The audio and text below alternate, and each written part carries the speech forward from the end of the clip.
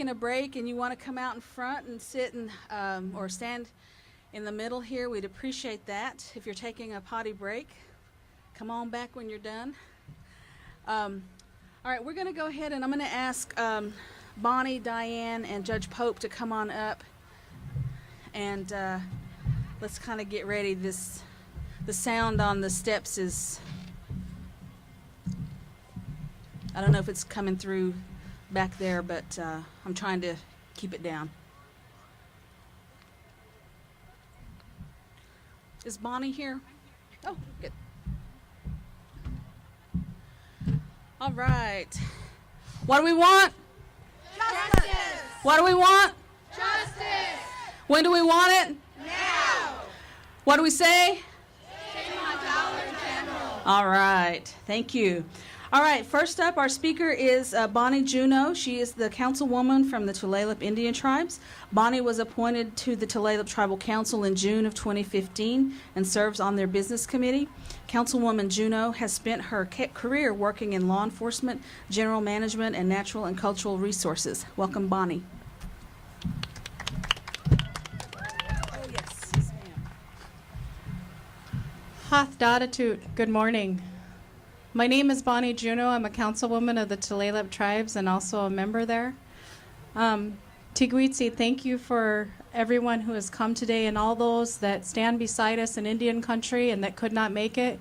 We know your prayers are with us. We want to thank you for that. Today we stand together with our relatives of the Choctaw Nation and those across Indian country to say, shame on you, Dollar General. Shame on Dollar General. Shame on Dollar General! Dollar General is a corporation that only wants to recognize sovereignty when it benefits their business. We are here together to say no more will we allow corporations to use the benefits of our land without honoring the laws of our land. This case and others like it are the reason that we went after VAWA in 2013 and the reauthorization. And this case also tells us that it's time to take VAWA one step further to include our children. Justice should be applied equally without no matter the race, the color, or where you live. And so today we plead with the Supreme Court to help us regain our faith in the justice system once again.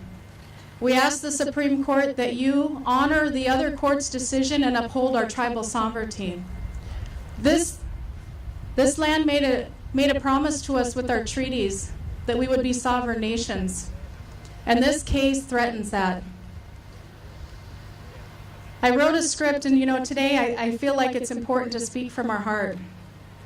And so I'm going to go a little off script.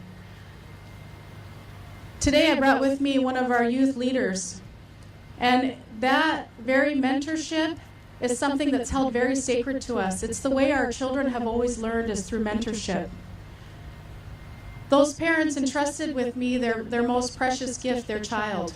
And I take that very seriously. Shame on Dollar General for not recognizing that. Shame on that manager for not protecting that child, but taking that protection away, that safety away. Once that safety is lost, that child will always have to fight that the rest of their lives. And so together, as grandmothers, mothers, and relatives across Indian country, we are here to say to Dollar General, shame on you.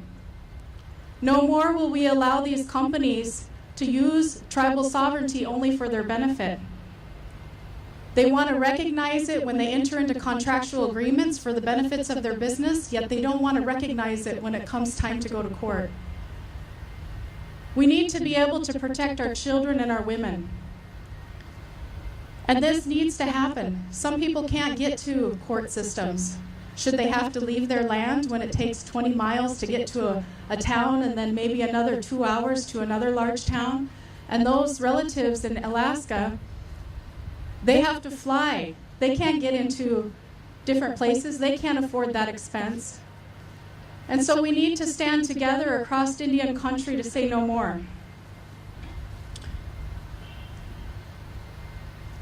So we stand together as relatives and many of our supporters And we say to you again, what do we say to Dollar General?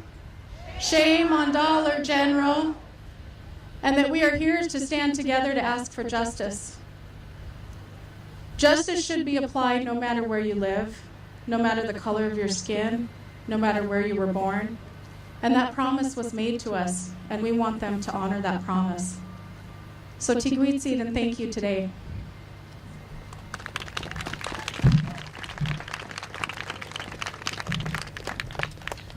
All right, thank you, Bonnie. Next, we have the Honorable Melissa Pope. She is the Chief Judge of the Tribal Court of the NIWRC Huron Band of the Potawatomi. Judge Pope has served as the Chief Judge of the NIWRC Huron Band of Potawatomi Tribal Court since 2011. She also serves as the Chief Justice of the Little River Band of the Ottawa Indians Court of Appeals and a member of the adjunct faculty at the University of Detroit Mercy School of Law, where she teaches American Indian law. Welcome, Judge Pope.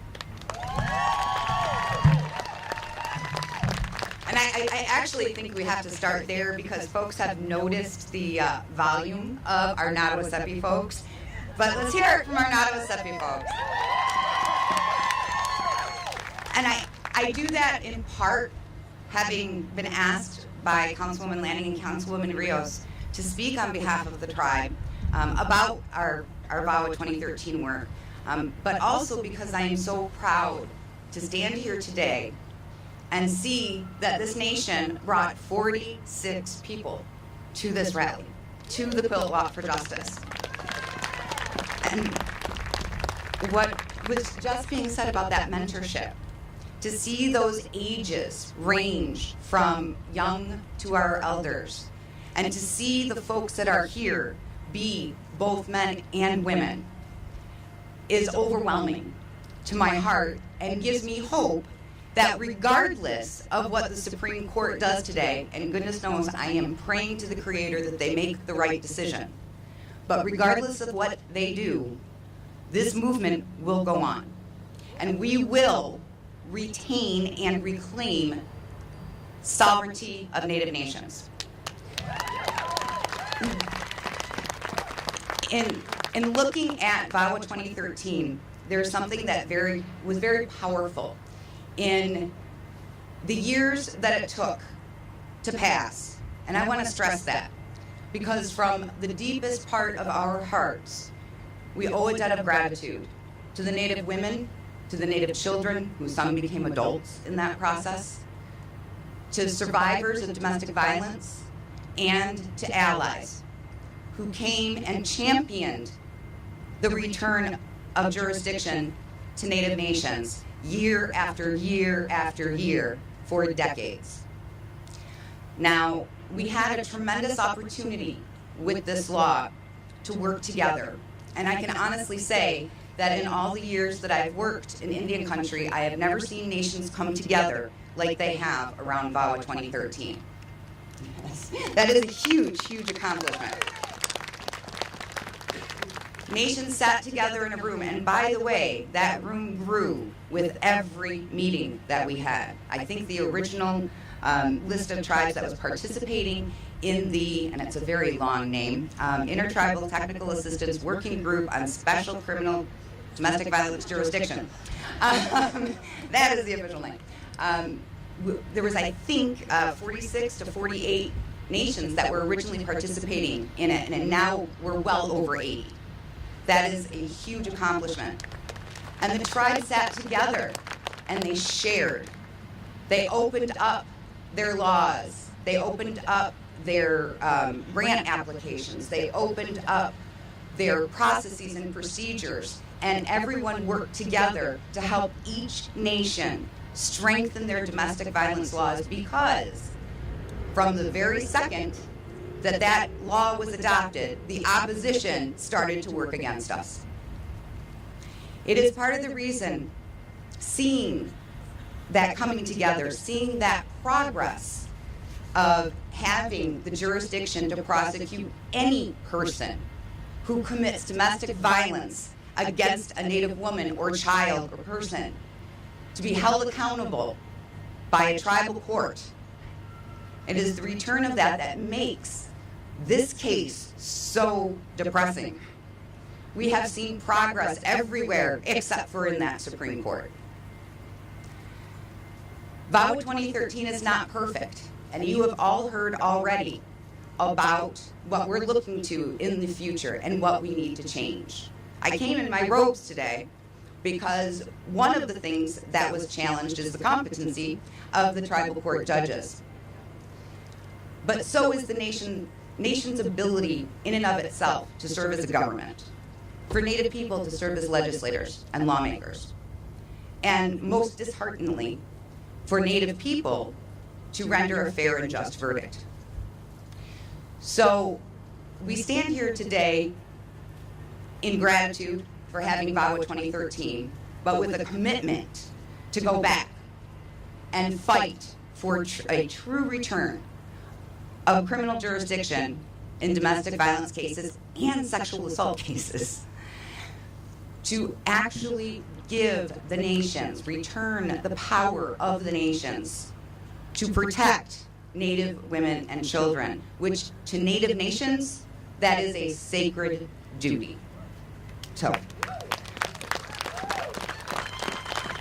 I say chi miigwech to every single one of you for being here. And, well, I don't want to take the thunder away from the announcement that I'm hoping Jax is going to make.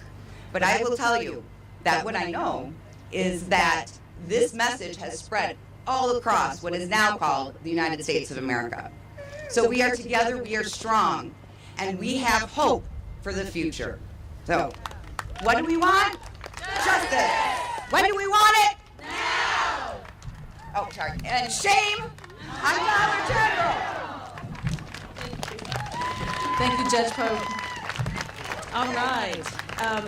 Next up, we have Diane Milich. She of the Southern Ute Indian Tribe. She is a member of the National Congress of American Indians Task Force on Violence Against Women. And Diane had the distinct honor to present, introducing Vice President Joe Biden at the signing of the 2013 Violence Against Women Act. So Diane, come on up. Thank you. My name is Diane Milich, and I'm a member of the Southern Ute Indian Tribe in Southwest Colorado, Durango, Colorado. And my voice is going. I don't know, all the screaming, I guess. But I want to share with you just a small story of a woman. She was a Southern Ute tribal member. She lived on the reservation, and she met a white man who, after 3 months of dating, there was a contract that was signed, and they were married. But on top of everything else, they moved on to the Southern Ute reservation, and domestic violence started immediately, from the pushing, the kicking, the hitting, the slapping, the threats, the sexual assault. And after 20 times of leaving and returning back, she left for good. But because the husband said, "You promised us till death do us part, so death it shall be." Leaving did not mean safety. So one day at a BLM construction site, the non-native white guy drove up to the construction site where the Native woman worked and attempted to shoot her, but instead shot her coworker. After the white offender, he traveled on a high police chase, and he went through 2 different states, at which time, the police caught him, and he wounded one of the officers. Well, the Native woman, she was taken into a domestic violence shelter, and it took probably a complete day for the state police, the city police, the county, the FBI, the tribal, all just to figure out who had jurisdiction, from where was the Native victim to where was the offender to where did the bullet land to who had the jurisdictional issues. As all these police sat around a table with maps all over the place just to decide. But because the way the law was at that time, the jurisdiction did not reside, that the tribe had jurisdiction to prosecute the non-native offender. So the state took the case and they charged him with driving under revocation, meaning on a high-speed chase without a license. So he was never charged with domestic violence, and I was looked at as a first-time victim. That story is mine. But if you think back, the case that we're dealing with today is of a huge non-native corporation signs an agreement with the tribe in Mississippi, the Choctaw tribe, with the agreement of saying we are going to be together and we're going to work together. They trust in Dollar General to have this company set up and provide work for their native people, including a 13-year-old boy. When the tribal child goes over to work, he was sexually assaulted twice by one of the managers. Again, at that time when the child went through and stated the sexual assault, the U.S. attorneys decided not to prosecute the offender, the boss, the manager of Dollar General, but instead the family decided, well, if you can't prosecute the person, we want to file a civil claim and we want to sue them for punitive damages. At which time Dollar General said, well, we don't have a contract. How can your jurisdiction and your laws tell us as non-natives what we can and cannot do? You can't do that. So his story and my story are very similar. My story changed because I got involved with the movement, which through hard work, through a lot of work with the movers, the shakers of this movement, helped us to change Title IX safety to Indian women with the new provisions of Title 13, which was awesome. But today, here we stand in front of the Supreme Court with the same mission of sending out hashtag shame on Dollar General, hashtag women are sacred, hashtag children are sacred. We stand here for a movement, and I'm so glad to be here alive, literally, to be with all of you people today, so your voices don't go unheard. As the prayer was already sung and said this morning, these prayers for some reason take the control to protect our women and children. So thank you for allowing me this moment, and we're going to make history. I just feel it. We're going to make this change standing in front of the Supreme Court. Have a great day.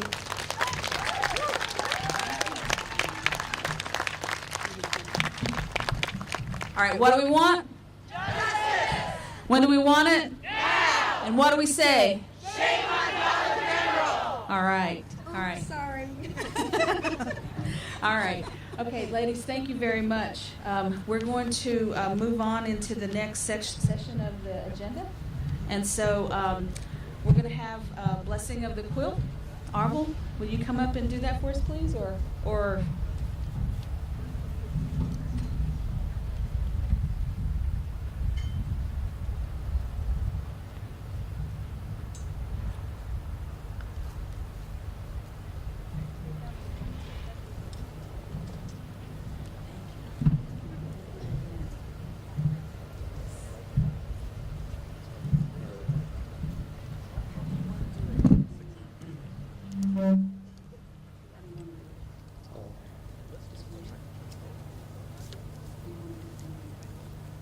I wonder if, while I do these prayers,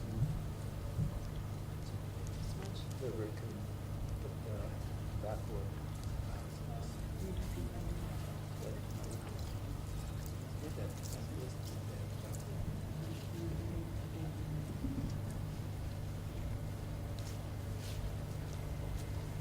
Did anybody bring tobacco with them? You share tobacco with some of the people so we can do this ceremony. Just go along the aisles. I'll give each one, as soon as when I tell them to put tobacco down on by the blankets in a way. I'll tell you when. So can you give some tobacco in your hand, on your left hand? This is our way to bless the sacred sites and what we use in our ceremonies. And the blanket to do a prayer for the blankets here.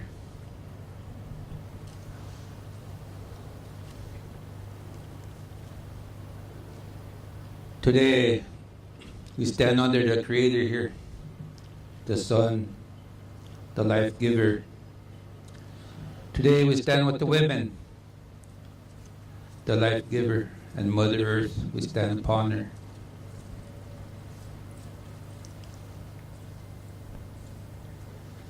We have come here because of what we have in back of us is the Supreme Court, the man-made laws. These laws are not made by our people. The Creator, the Great Spirit, gave us a way of life to live upon the earth, to live in peace and harmony. Makakaneche ana Elohinajibi. Na wotaki okitha pikile, wale honaji pikile. Ya che maka wichoni na wichozani. Na wotaki yekia ina makakaneche anonjibi. I am a sacred bundle keeper. Since the age of 12 years old, I've been the keeper of the sacred bundle to speak the language all my life, ceremony all my life. Praying with a lot of our relatives in Turtle Island and all over the world, because we speak about the earth being sick. And when the earth is sick, the people are sick.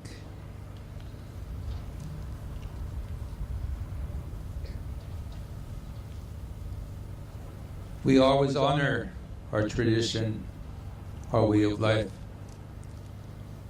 As a woman, 19 generations ago, one generation, one lifespan is a generation to the sacred pipe. 19 generations ago, the people abused everything, a way of life. The Creator brought them down to their knees. And as they were praying, 2 scouts were standing on top of the hill. And a woman come to them, and she was carrying a bundle. She said, I know what you're thinking. One of you have a good mind. The other one has lost lustful thoughts. I know what you're thinking, you come to me. So the one of the bad thoughts approached her, and a cloud enveloped, and the cloud lifted. The clouds lifted. He was in skeleton. She told the other scout with a good mind, go back and tell the people that I have brought a gift, a sacred pipe. So that's the way of our ceremonies is through the sacred pipe. When the peace treaties were made, they used this, they made a pipe. And the Bible, that's what they used to make peace. Equal respect was peace treaty. That's what it is. To honor each other as nations. We have many. I was here, and they honored all the nations, nation to nation. The words, the beautiful words that were said.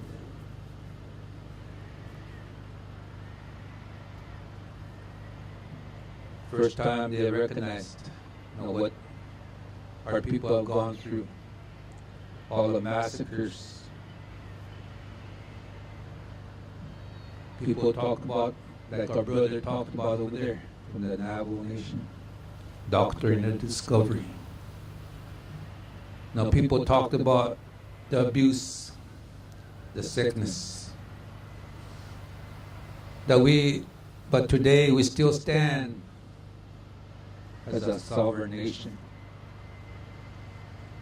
The Creator gave us, like in our ceremonies, as you stand today, your 2 feet on the ground.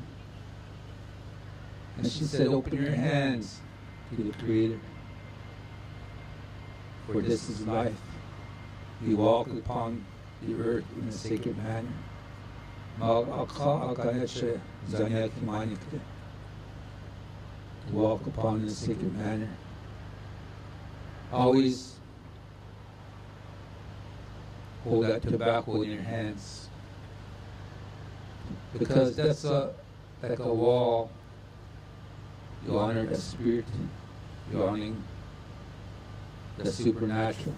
Like that. So tobacco, I'd like to have my daughter Grace sing a song. While she's singing the song, can you put the tobacco down by the blankets? So she'll be singing a song for the women. Gracie.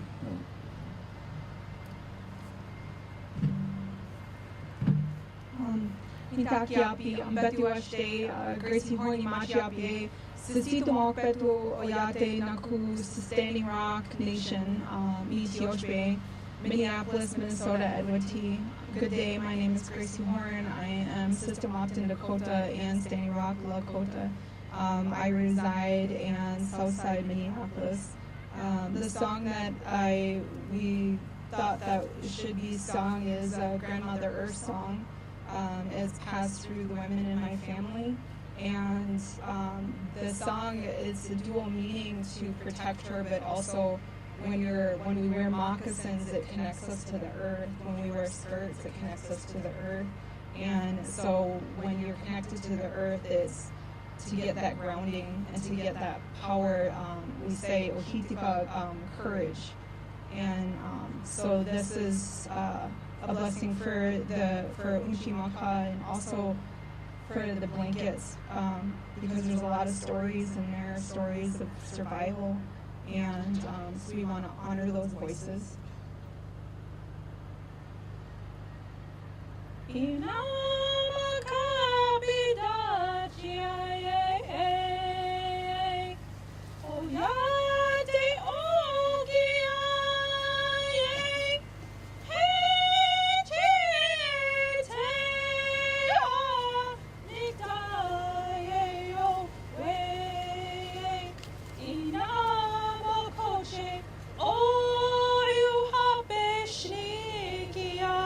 Preshni yo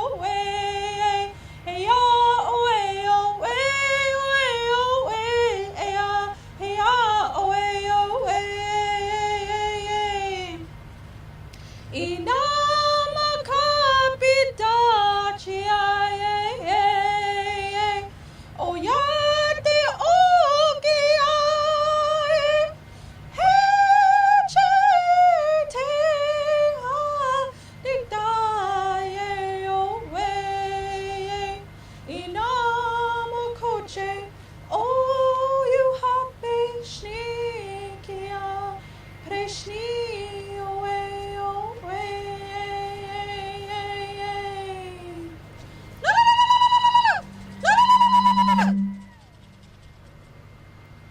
Now that they put the tobacco down, I like to say a prayer. The meaning of all these blankets, the words, the beautiful words, and all the beautiful family, the beautiful nations, First Nations, and all the people that help us make, all the people that made the blankets.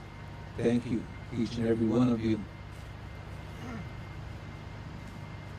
As I say prayer, I'd like to have each and every one of you say prayer with one voice to the Creator, all nations. Unkashla wakhantanka, ampetu kide kamalka ukalutapo. Ampetu luta wakhan nehecha ampetu he ushwani. Oisha kide na lawashti, oisha kana lawakhanti, unkashla wakhantanka. Apetuluta wakhan eche elohina shipikha, makha kaneshake hoyapi, wocheke ogakapi. Oleha ohina shipikha, oisha kana kakapi. Oisha na taakleche washikapi. Eche wakhanja wa na wiya na Uncheta ha na ushaki siapi uchayone hapi apetu kile na woche kubaga pilo woche pilo mtakie ulasi aho.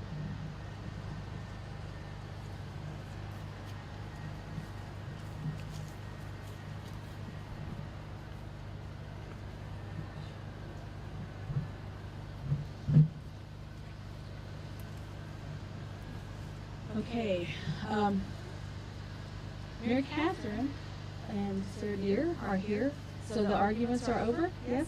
Okay, before we come up, Rebecca is going to talk to us about the quilt, so Rebecca, come on up.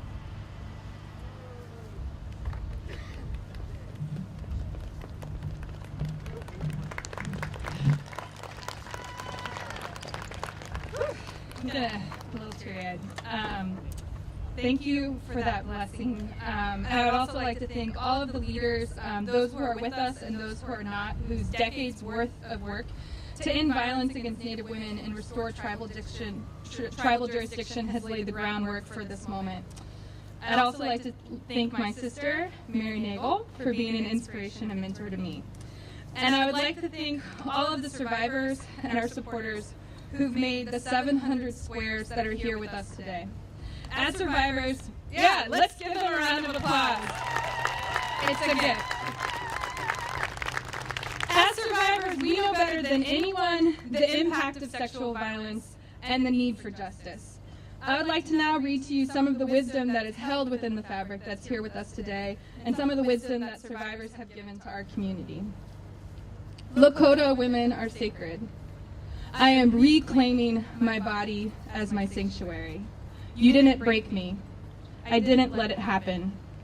Healing doesn't mean the damage never existed. It means that it no longer controls my life. You are not alone. Through survivors telling our own stories, the Monument Quilt challenges and reshapes the public understanding of how U.S. policy and U.S. culture create the current crisis of rape. The Monument Quilt is an ongoing collection of stories from survivors of rape and abuse. Written, stitched, and painted onto red fabric, our stories are sewn together to create and demand public space to heal. We are building a new culture where instead of being publicly shamed, survivors are publicly supported. To date, I think we need to add maybe about 100 from today, but to date we've collected 1,264 quilt squares. And we've displayed the quilt in 25 different cities across the U.S. The quilt is growing, and we're collecting quilt squares through the summer of 2017. And survivors, secondary survivors, and loved ones are invited to make a quilt square. And a culminating display, this quilt will blanket the entire lawn of the National Mall to spell the words "Not Alone."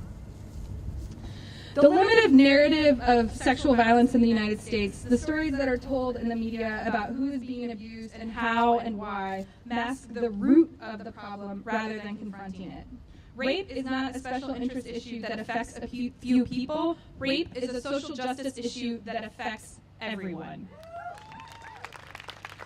Rape is not secondary or irrelevant to other struggles for equality, but rather foundational to how systems of oppression in the U.S. were created and how they persist today. Europeans have been using rape as a tool against our Native communities since Columbus got lost and washed up on these shores. Today in the U.S., Native women are more likely to be assaulted than any other ethnic group, and the overwhelming majority of those perpetrators are non-Native. As we've heard from other speakers, under current law that the United States Supreme Court that stands behind us has created, non-Indians can come onto tribal land, assault, and murder tribal members, and the tribe is prohibited from prosecuting the offenders. Very violent people are taking advantage of this unjust legal framework by committing these crimes at alarmingly high rates, and they are getting away with it. And now, because of the actions of a greedy corporation, civil jurisdiction is under attack, and the present crisis of sexual assault in Indian country could get even worse. As one survivor wrote on her quilt square, "Dollar General, your attack on tribal jurisdiction is an attack on my body." As a survivor, I am told that I am broken. That in response to being abused, I need to go heal, to get therapy, and work for years, perhaps, to put my broken self back together. And that message makes me incredibly angry. I am not what is broken. What is broken is the culture and the circumstances that created my abuse. What is broken is a culture where survivors like me are judged and questioned for something that is not our fault. What is broken is a racist legal framework that allows violent people to prey on Native women and children with no consequences. What is broken is that whenever I am in a group of Native women and we start talking about sexual violence, every woman in the room has a story. What is broken is a society built on domination and greed where a corporation's bottom line is more important than justice for a child survivor of sexual assault and the safety of all Native women and children.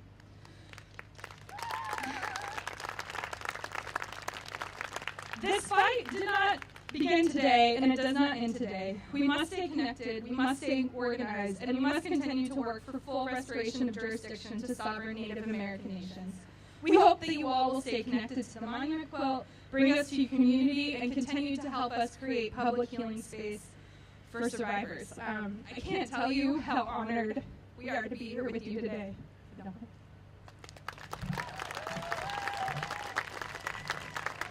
Rebecca, you've done a tremendous job putting this together. We thank you for bringing Monument Quilt to us. Thank you. Okay, who's ready to hear an update on the court case? All right, Mary Catherine and Sarah, come on up. So Mary Catherine Nagel and Sarah Deere. Mary Catherine is an attorney with Pipestem Law Firm. Mary Catherine is a citizen of the Cherokee Nation. Sarah Deere is professor of William Mitchell College of Law. She's a citizen of the Muskogee Creek Nation of Oklahoma and professor of law at William Mitchell College of Law. Both Ms. Nagel and Professor Deere are co-authors of the National Indigenous Women's Resource Center amicus brief in the Dollar General case. Pipestem Law Firm prepared and filed the brief pro bono for NIWRC and over 105 organizations working to end violence against Native women. So come on up and give us an update on the oral arguments. Thank you so very much. It's an incredible honor to stand up here. And some of you standing out here were just inside with us, and I just want to thank, I know from all of us, thank you for your prayers and for your support while we were sitting in there. It was incredibly important. It was an incredibly difficult argument to listen to. We still need to pray. You can't stop praying. we have a long road ahead of us. I can say that Dollar General's main argument that several justices seemed obsessed with is that Dollar General is a U.S. citizen and that it is unconstitutional to make a U.S. citizen litigate anything in a tribal court because the U.S. Constitution doesn't guarantee that U.S. citizen in the tribal court due process rights. And several justices were very concerned. This is the Supreme Court, and there's the United States Constitution. How do we ensure that our American citizens, when they go into a tribal court, they're going to have their rights protected? That was the major concern in there. The representative of Dollar General couldn't give a single example of an American citizen going into a tribal court and having their constitutional rights violated. And in fact, Justice Breyer asked for that example, and there were none given.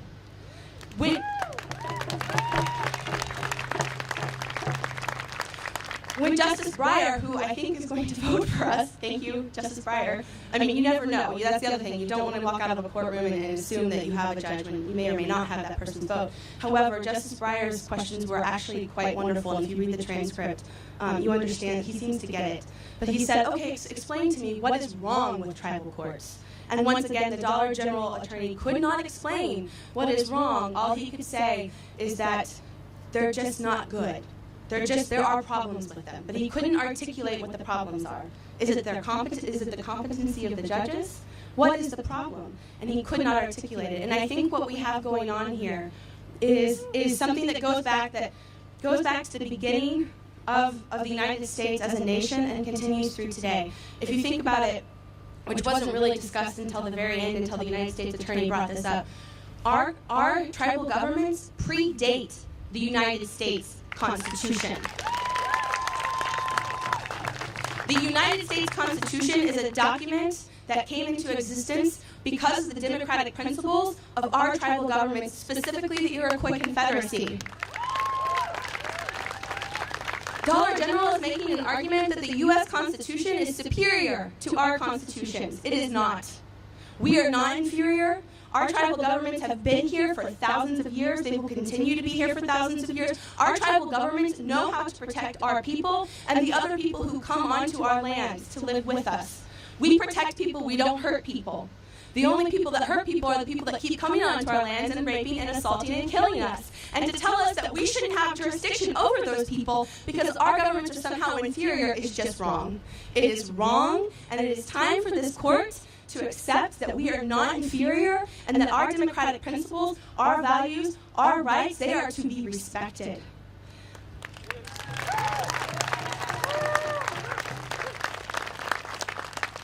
The thing that strikes me the most about what Dollar General argued today is that none of their arguments are new. These are the exact same arguments that we heard in Cherokee Nation in the 1820s and the 1830s. My great-great-grandfather helped to start the very first Cherokee Nation Supreme Court back in New Choctaw, in Cherokee Nation. And Cherokee Nation had a Supreme Court 10 years before the state of Georgia even had its own Supreme Court. And they want to tell us that our tribal courts are inferior, that somehow a corporation shouldn't have to go into tribal court and has a constitutional right to go into state court instead. Why? Why the state court instead? It's because of a disrespect for our courts that I think that disrespect is based on a racial prejudice that itself is unconstitutional. But let's talk about what Dollar General wants to say. Dollar General wants to say that we're less civilized, that we're inferior, that we're somehow not capable of protecting the rights of everyone who comes into our courts. That is exactly what Andrew Jackson said. It is. You can read his words. Those are the exact same arguments he made against our Cherokee Nation Supreme Court and our system of government before removal, and that was why we had to be removed. And we see that almost 200 years later, they're still making the same arguments. It hasn't changed. So that's, unfortunately, the majority of what just happened inside this courtroom was that argument. Was that argument that Dollar General is a U.S. citizen and has due process rights, and this idea that somehow our tribal courts are inferior and will not be able to respect those rights. The one thing that never came up were the rights of the young boy who was sexually molested on his own tribal lands and never consented to that assault. Time and time again, Justice Kennedy and several other justices asked, how exactly did Dollar General consent to this tribe's jurisdiction? You're telling me they signed a contract, but did they consent to being subject to your tribe's tort lawsuit, never once did a justice ask, what about that little boy? Did he consent to being sexually assaulted on his own tribal lands? That's the problem with this legal framework, and that's what we must keep working to change. Thank you.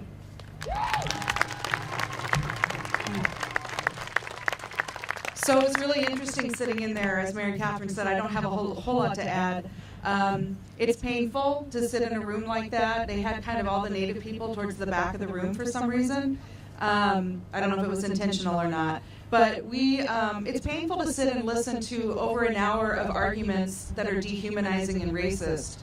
I will say the good news is that it's clear, I think, from their questions that Justice Sotomayor and Justice Kagan get it. And maybe it's because they're women, or maybe they just understand who we are in a better way. But their questions, and Justice Kagan did ask at one point, the closest we got to talking about our issues that we wrote about in the brief was Justice Kagan asked, so the tribe has the power to license Dollar General's business, but not the power to protect its citizens? And that was a good question for our side. So that was the only time, though, over an hour of arguments that we even heard about protecting our vulnerable women and children. But you know what? If we lose this case, and I hope we don't, that's the building we go to next, the one right behind you. Because we'll tell Congress that they cannot allow these non-Indians to hurt our women and children and have no liability whatsoever. So there's a plan. If we lose this case, we have a plan. We go back to Congress and we get them to understand that they have an obligation to uphold the treaties and their trust responsibility to Native people. And the idea that our tribal juries are somehow inherently unfair, because that came up a lot too. Well, what about, their juries are going to be all Indians? Like, we're morally deficient, right? And so it's important to keep our framework around citizenship, because it's not Indians that are on that jury, it is citizens of the tribe. And that's who we are. We are citizens of our tribe. So thank you very much. We can talk to you more, about the oral arguments if you'd like, but they should be out tomorrow. You should be able to listen to them and read the transcripts very soon. But don't lose hope. We still have a fight left in us yet.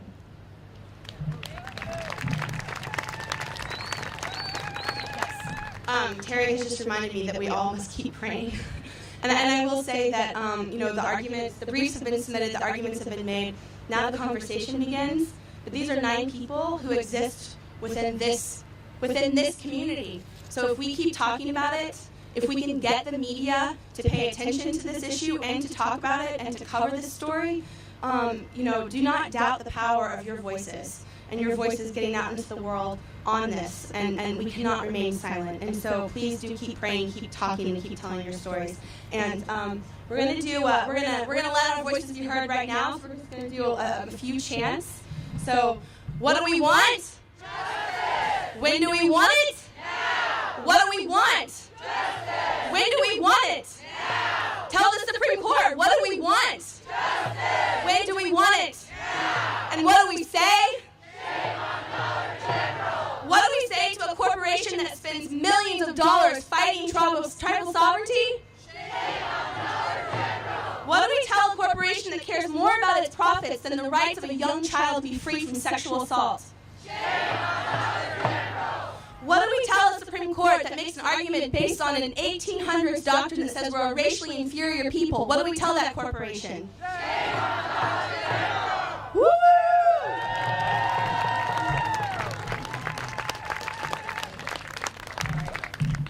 All right.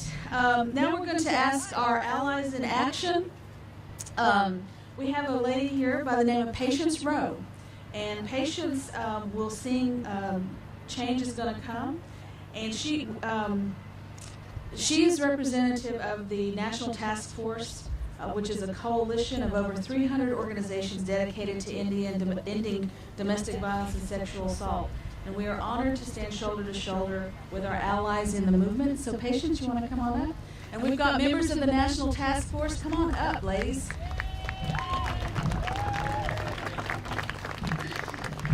These ladies here represent those 300 organizations, and it's good to see you. Hi. And we're very honored to be with you all today. It is with their help and support that we were able to have the success that we had in getting the Violence Against Women Act in 2013 passed.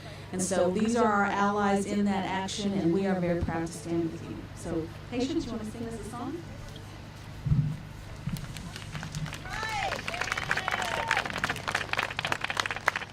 I was born by the river in a little tanto, and just like that river I've been running ever since. It's been a long, long, long time coming, but I know change gon' come. Oh, yes it is. It's been too hard living, but I'm afraid to die. Oh, I don't know what's up there beyond the sky. It's been a long, long time coming, but I know change gon' come. Oh, yes it is. So I go to the movies and I go downtown. There's always somebody saying they don't want me around. It's been a long, long time coming, but I know, oh, change gon' come. Oh, yes it is. So I go to my sister. I say, sister, help me please. Oh, I'm so grateful I know my sister's gonna help me up off my knees. Oh, it's been a long, long time coming, but I know change gon' come. Oh, yes it is.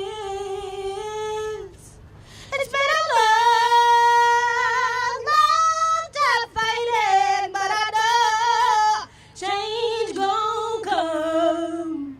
Oh, yes it is. It's been a long, long time toiling, but I know change has come. Oh, here it is. It's been a long, long time coming, but I know change has come.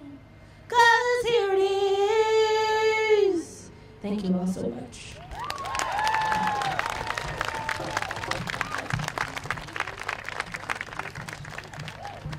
Did any of the NTF folks want to say anything? Lisa Lynn? Come on, Lisa. Why does it always fall to the preacher's kid? Good morning. I'm so honored to be here this morning, so honored to have been on this path for a very long time with many of you, standing in solidarity with all of you and fighting for justice across so many decades now. Gray hairs, late nights, many issues, many bills.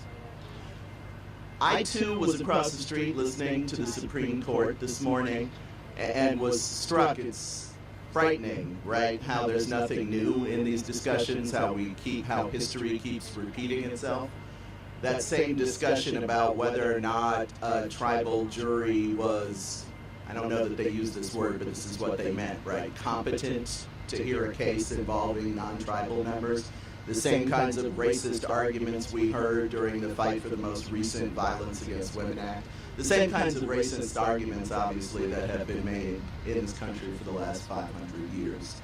And it was also interesting and shocking to hear, I don't really know which of the male Supreme Court members it was who started talking about the president of IBM and said, you know, well, the president of IBM, blah, blah, blah, he not realizing that the president of IBM is a woman. We have miles to go before we sleep, but it has been our deep and honored and humble privilege to be on this walk with you, and we will continue to stand in solidarity and be in this fight with you until we all get justice, because if one of us ain't getting justice, none of us are getting justice. Amandla.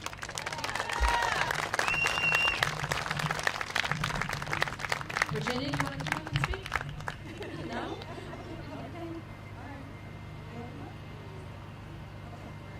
Thank you very much.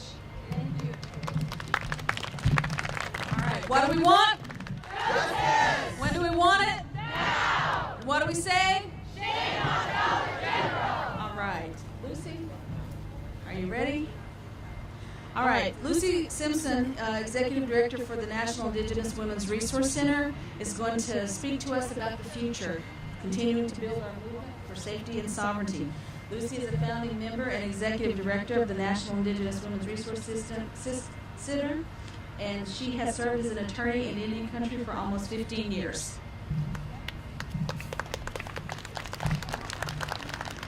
Hey, everyone. Good morning. I just want to express my thanks to all of you for coming out. I'd like to start off with our NIWRC board members and our staff, Jack Satuka, for all of the hard work to get this coordinated. Our co-partner, Force, that brought the Monument Quilt to us. The Indian Law Resource Center, the Tulalip tribes that provided our meal yesterday and helped with funding. The National Congress of American Indians, the Muskogee Creek Nation, and their marshals that came to help us today. And of course, our co-counsel, Mary Catherine Nagel and Sarah Deere, our women warriors, who wrote the brief for us pro bono, and then have been serving as just wonderful women warrior allies to us. And I want to thank all of you that came here today, took time out of your day. Many of you may have had to take time off of work. Many of you traveled miles, hundreds of miles to get here. And my love and appreciation and respect to all of you. This is such a humbling experience to be a part of. And it's just all my respect goes back to you. This movement would be nothing without the people that bring together and help us. When we think about the future of our movement, I want to have us think about our work is like these quilts. It's stitched together with love and tears at times and energy and late nights, and it's stitched together by all of the different people that are involved in our movement. We have survivors, we have mothers, we have children, we have tribal leaders, we have our traditional leaders that pray for us, our grandmothers and grandfathers that teach us our traditions and how to move forward in times of hardship. It's our lawyers and the different organizations that come together to support and make arguments in court and take bills to Congress and lobby. It's our Allies in Action, the National Task Force Steering Committee. It's all of us together that build this movement. And without everyone, then we really have nothing. And so as we move forward, I want to just give honor to the words of our founding grandmother, Tilly Black Bear. This work is about making connections beyond the shelter doors. This movement started with women opening their doors to other women that had been sexually assaulted and abused.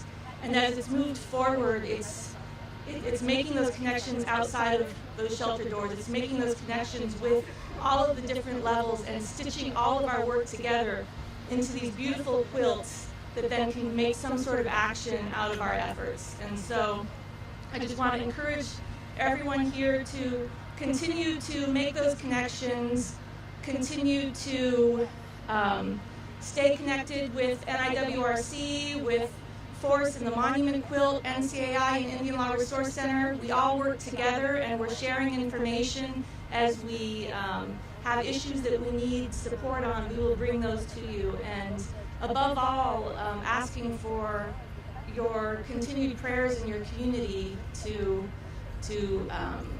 really bring the work back home.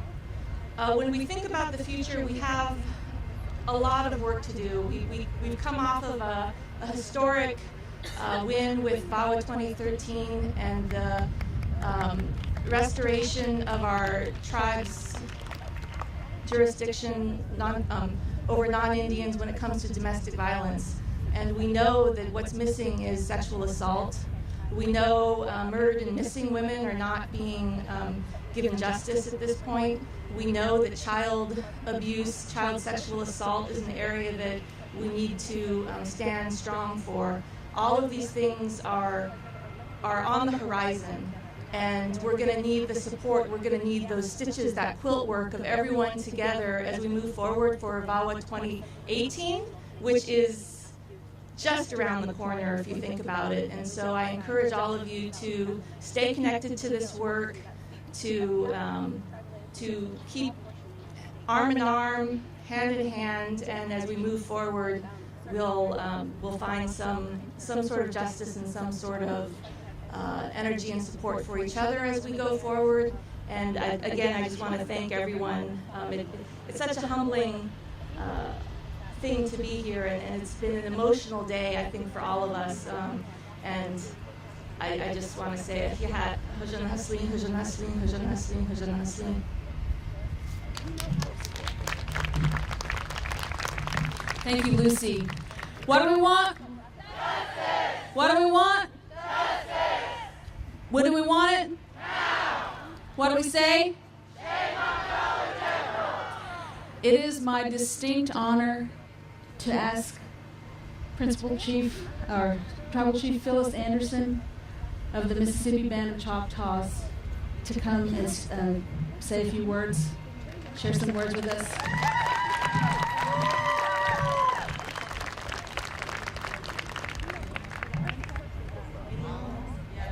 Chief Anderson, I just want you to know that we just wanted to share our love to you and to your people, and that we've been out here working, praying, chanting in support of the Mississippi Band of Choctaw in this case, and we really hope for a positive outcome. But we thank you for coming and spending some time with us today. Chief Anderson.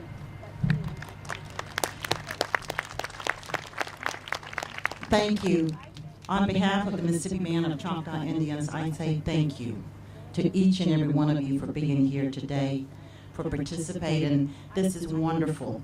There's so many things that we can do when we all work together.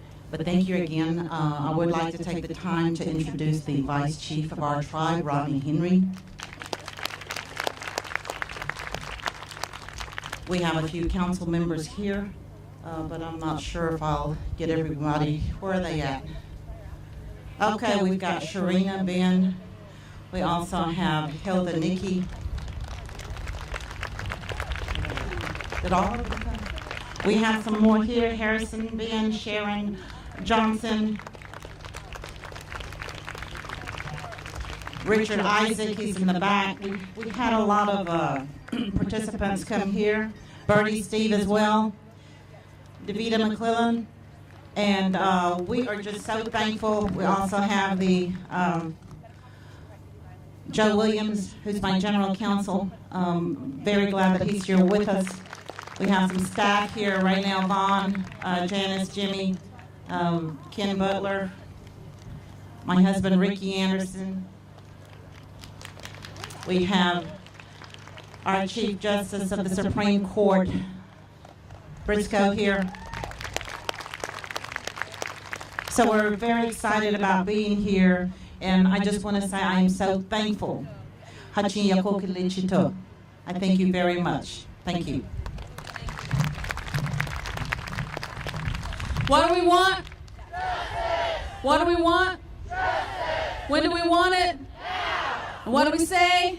Shame on Dollar General! All right, thank you, everyone. Okay, Chief Looking Horse. We're at the point of retiring the quilt and the closing. And so I'm going to ask Chief Arble to come up and do our closing prayer. And Greg Cloud, is he back? Oh, good. come on up and sing us your encouragement song, okay?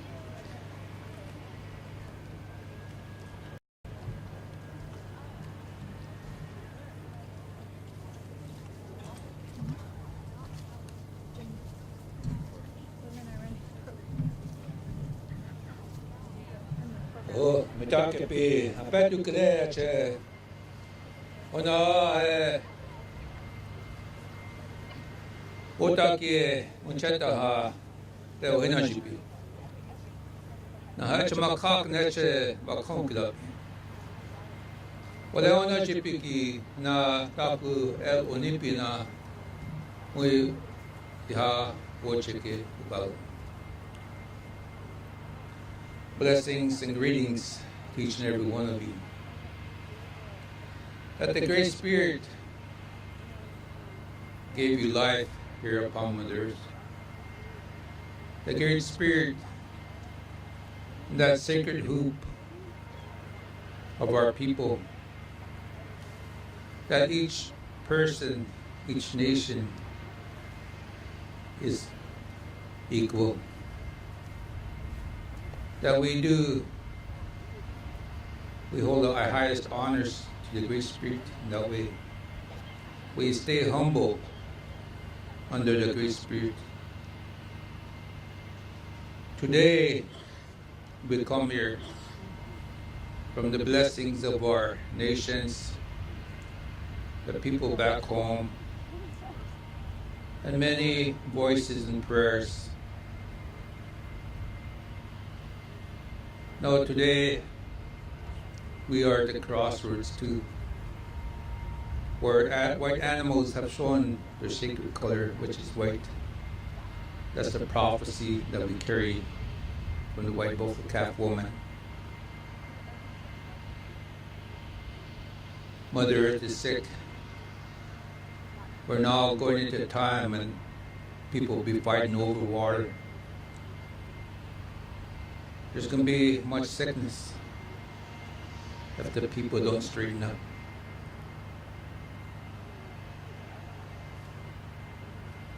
From the time of creation, we have our creation stories here. From our nation, we have our own creation story from time of creation. We made relatives with many nations that long time ago, that they do ceremonies together, we pray together. We hold our traditions sacred. We hold our children sacred. What kind of our children is about life, how sacred life is. One of our elders said that the question was asked when they raped a woman and now a child. Said they killed their spirit. And we work with animals, and we working with it in a good way. But when you kill the spirit, no, you take the life out of them.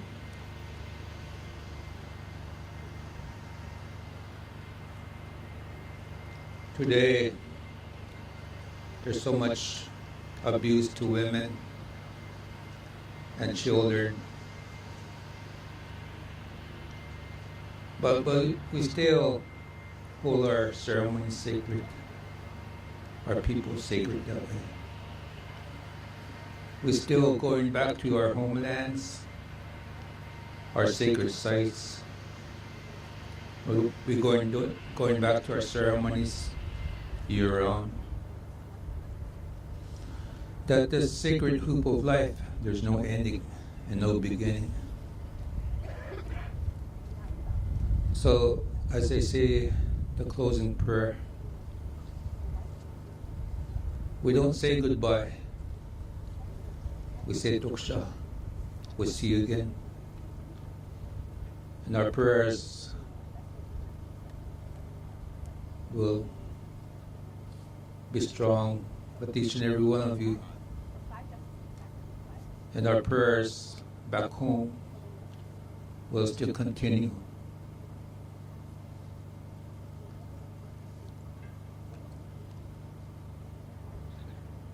I'd like to say a prayer when I get home. I'll be praying with my relatives again, making a sacred journey on horseback.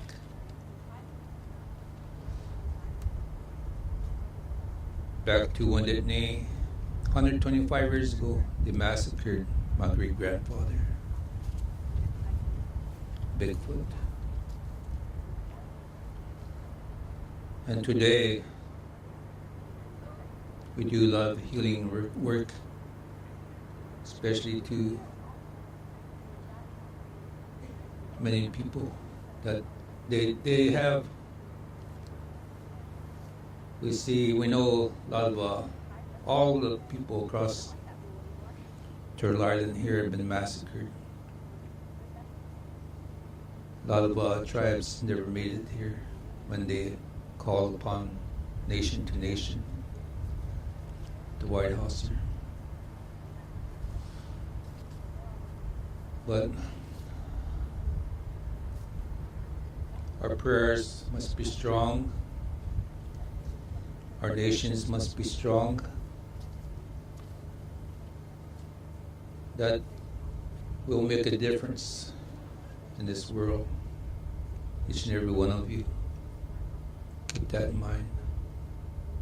That this prayer and the blessing, and even the people that have done you wrong, you pray for them. So I say a prayer in my language, as you can say a prayer for the people that have gone before us. Say a prayer for the people that have a hard time. We call the white man, why she eat you, takes the fat. They came from overseas. Today, no, they're taking the fat off Mother Earth. But I want to say a prayer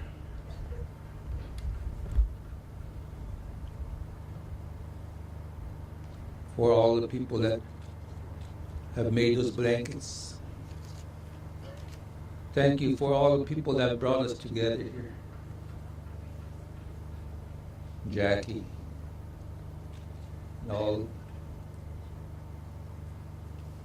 the people that have brought us together. Thank you. Because as we travel the way we came here, either by train, automobile, or flying,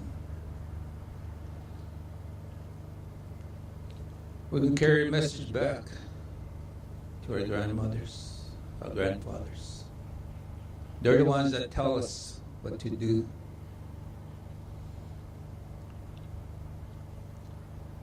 I wish I could carry a good message back to them. But I still stay in prayer. And I hope you pray every day like our people did a long time ago. They get up with a good mind that life is sacred. And I thought of different songs. Back in South Dakota, I'm a songkeeper for my nation. I'm one of the songkeepers for my nation. And there's many songs that went through my mind to offer for us today as the closing song. He talked about many other things that are happening in our communities back home, not just in South Dakota, but all over Turtle Island. And it was a continued prayer. He spoke of many things that happened and many things that are happening. And it was a continued prayer, and it doesn't stop in just one spot, in one area. It doesn't stop for just one thing. So the song was composed by a relative of mine who is also an interpreter.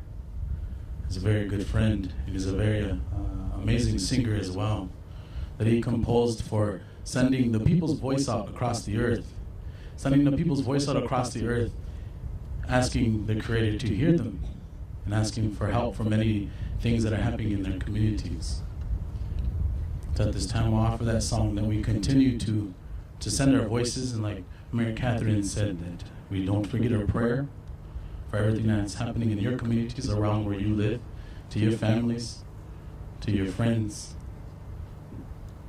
and your loved ones. So I offer this song in hopes that the energy carries throughout and goes and travels with you home.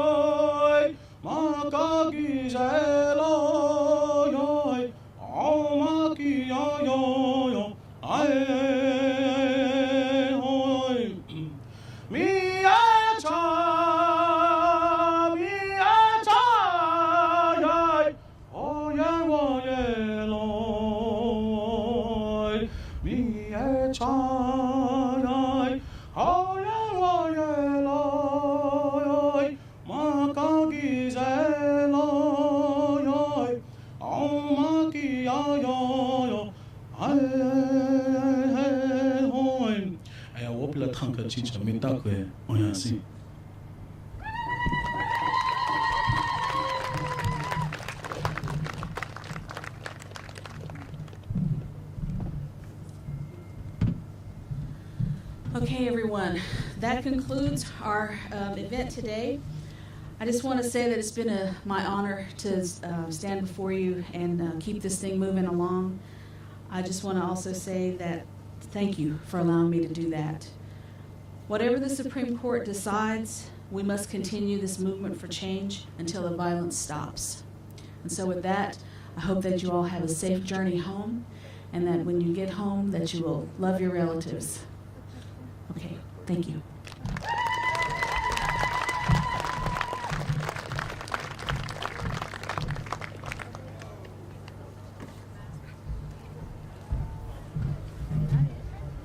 The last thing that we're going to do before we all go home is to retire the quilt. So we're going to show everyone real quick how to fold the quilt blocks up.